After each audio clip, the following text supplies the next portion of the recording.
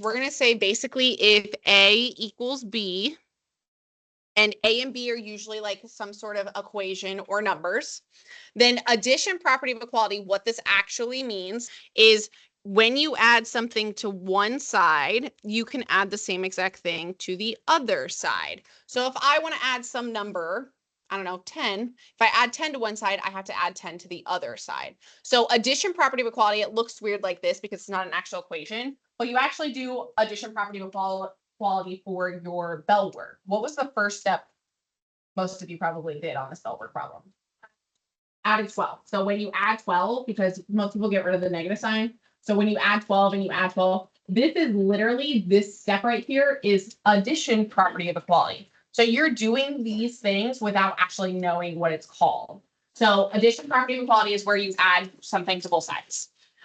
Subtraction property of equality is literally the same thing, except you're minusing. So I could say A minus C equals B minus C. So that would be like me going back to the first step. And if some of you, you could get the same exact answer if I, instead of adding 12 to both sides, if I subtract 6 to both sides, that is subtraction property of equality. So it's literally how you solve the equation. Then there's multiplication property of equality. So same thing, if A equals B, then I could say A times C equals B times C. This is usually when you have a fraction. To get rid of the denominator of a fraction, you use multiplication because the opposite of division is multiplication. Division property of equality is always usually the last step of an equation.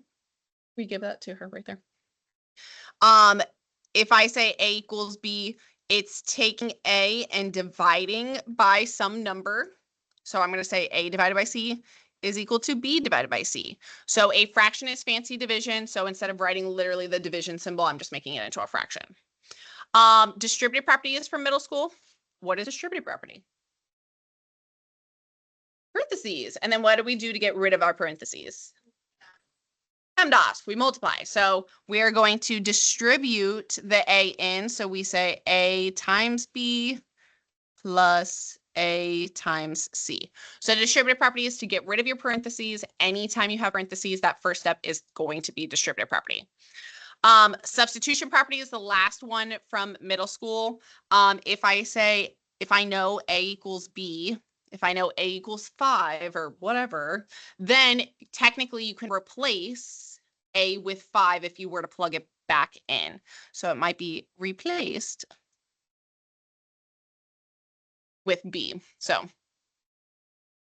and then these are technically new ones for geometry. So all of this should somewhat sound familiar. It might have not been written like that. You may have never seen it written like this, but you've definitely heard these words before. These ones are completely new. So a reflexive property in geometry is whenever they literally write the same thing on both sides of the equal sign, which literally is stupid and pointless, but they do it. So if it's literally the same thing on both sides, so if they say like A equals A, or if they say 5 equals 5, if it's literally the same thing on each side of the equal sign, that is called the reflexive property. So if it's literally the same. Symmetric property is the one that's the most used. This is where we flip something. And I'll show you how this is used normally. So if I say A equals B, then I can also say B equals A. So for example, like the Bell work, what was the answer to that? It was 3. So if I like do this, and I get 3 equals X, technically this is not written properly. It would be X equals 3. So in a proof, if it was an algebraic proof and they had this and they went to the next step, what they did was they flipped it, but they don't say I flipped it. They say it's symmetric property because it's like a mirror image. So it's literally just flipping whatever is on each side. And then the last new thing that we're talking about today is transitive property. Transitive property is basically taking out the middleman. That's what I like to call it. So this is removing the middleman. So if I said something like A equals B, and I know that B equals C, what could I say about A and C? They're equal. A equals C. So this is literally removing the middle statement. So if I know A equals something and I know B, or like if A equals B and B equals C, then basically I can take out that middle guy and just say A equals C. So this one's the most used, and then the second most used is the transitive property. And we'll be using these today and tomorrow. So let's get into like an actual problem. So a 2-column proof has 2 sides. You have a left side and you have a right side. The left side is always going to be the statements. The right side is always going to be the reasoning. Why am I doing this? So this is the reasons.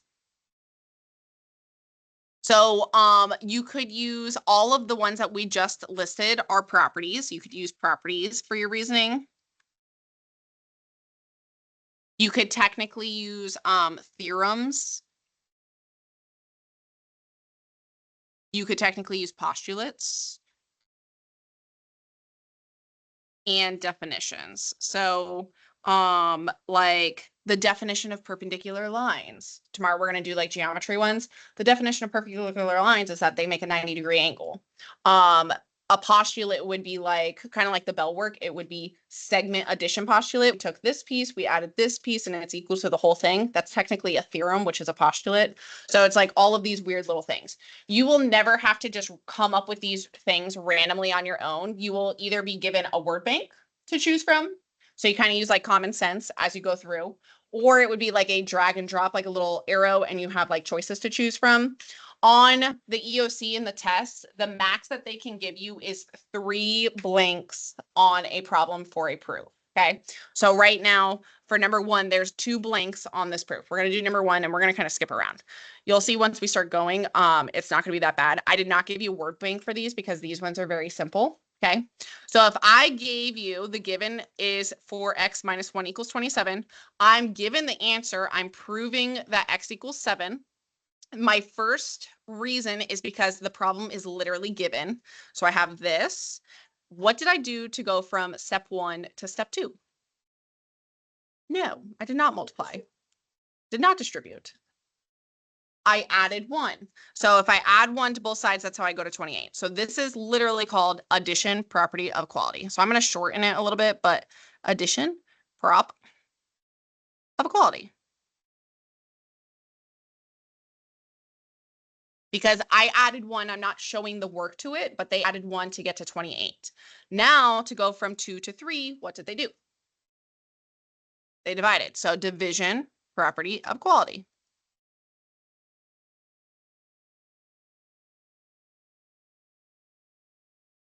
And that's it. That one was really easy because it only had 2 steps to it. So let's do a harder one. Let's go to number 4. We're going to kind of skip around. Kind of want to do all the easy ones together because then it's like pointless. So let's do number 4. Take a second look at number 4. Number 4 has the whole problem completed. The first step will always be given because that's what's given. The problem is given.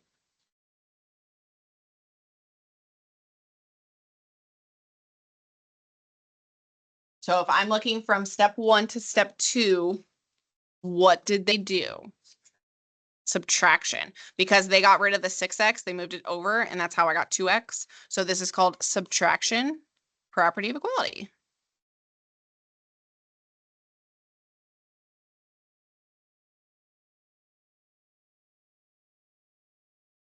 Now from step 2 to step 3, what did they do? They added 17, so addition property of equality.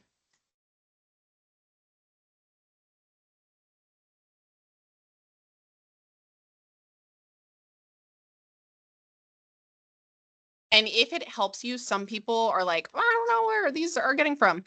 You could literally, if you want, you could like show the work between it. So they minus 6 here, minus 6x, and then like it would be crossed out. Here they're adding 17, they're adding 17, so it crosses out. So if it helps for you to like show the work, you can. Just know that like you really shouldn't need to. So what did they do from 3 to 4? They divided. So division property of equality.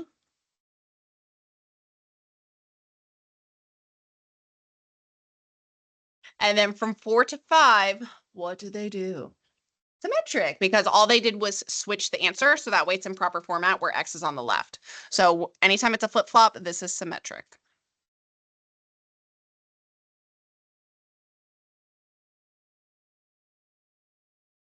How do we feel? Not horrible. Why don't you try number 5?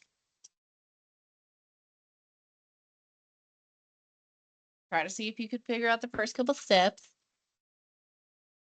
Check with the person sitting next to you if you want.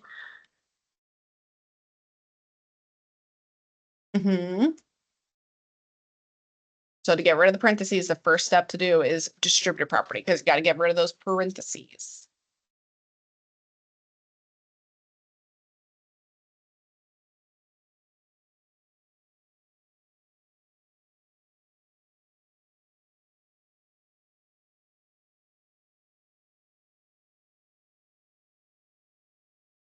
Let's talk about the first two so that way you can like see if you're on the right track. So what's the first step? Distributive property.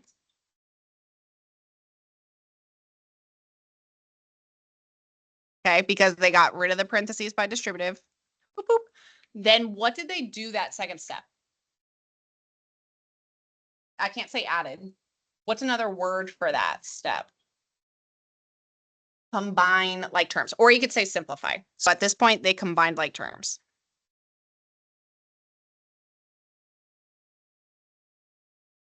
So see if you can figure out the last 3 steps.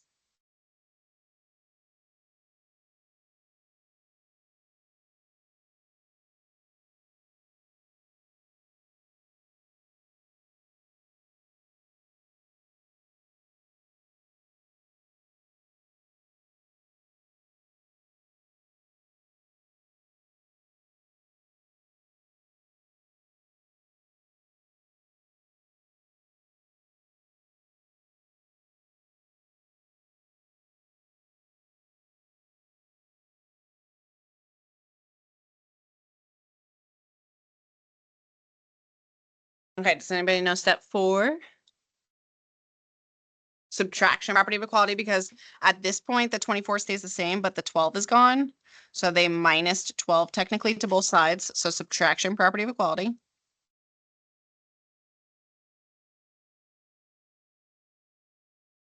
What about the next step? Addition property of equality, because they added 14 to both sides.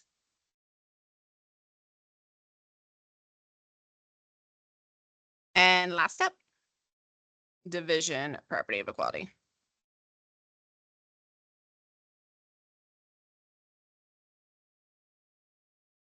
So it's literally just like math problems and just like justifying every single step that I do. Would you like to do one more together? Let's go to the back. We're going to do 2 more. So let's do fractions, because I know you guys see fractions and you literally give up on life. Okay. So, because there will be fractions. So on the back, let's go to number, let's go to 3. Oh, and there's like an error on the back too. Let me tell you the error before I forget. So number 1 accidentally has an extra little spot. So color in this little spot. Pretend like that spot's not there. So number 1 on the back has a little extra spot. And so does number 3. Number 3 also has an extra little spot accidentally.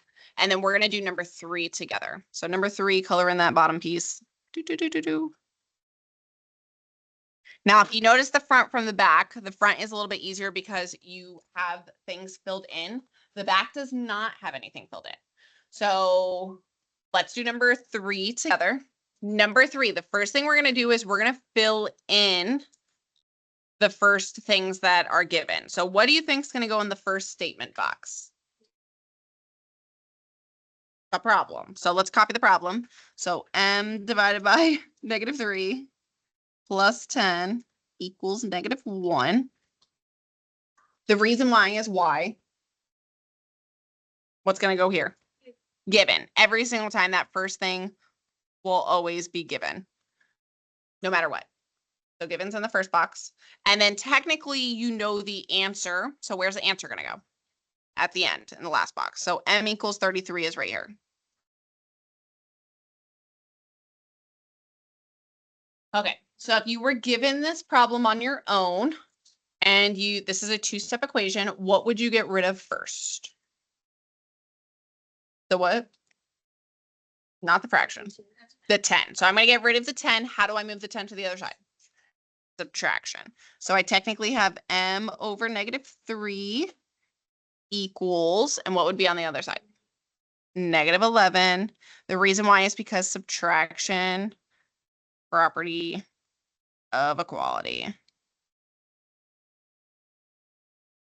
Now, how did they go from m over -3 to equals -11 to 33?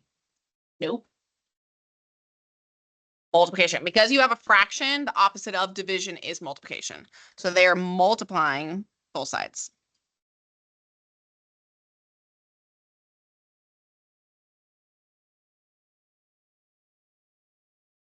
Let's do number 8 while we're here too. Or not number 8. I mean, number 4. Jesus, I can't even talk. So number 4, let's do the same thing. We're going to put the problem in the first box. The answer goes in the last box. The first reason will always be given.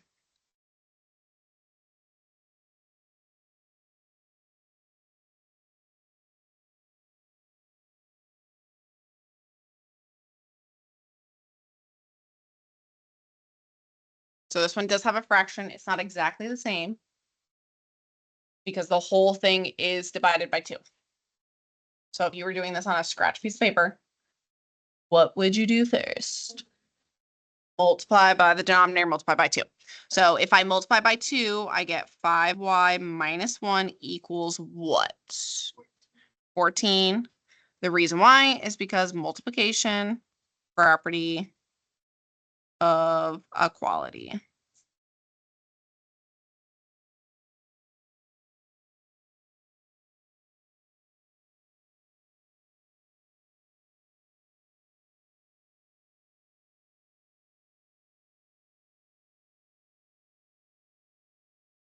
And now what do?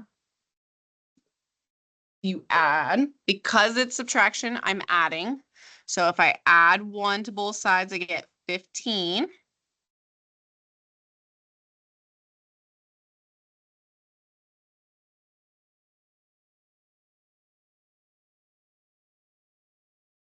And what's your last step?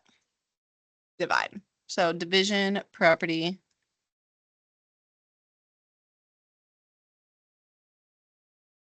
equality. Okay. You can scribble out number 8. You don't have to do number 8 on the back. So scribble out that one. Start on the front. The front will build you up to the back. This is your only piece of paper for today. Okay, so take your time. You will probably get stuck. So let me know when you get stuck if you need help. They're not too bad. Tomorrow we're going to focus on like geometry proofs. Today is like algebra. Okay, just so that we can kind of get used to the process. We're like extra quiet today.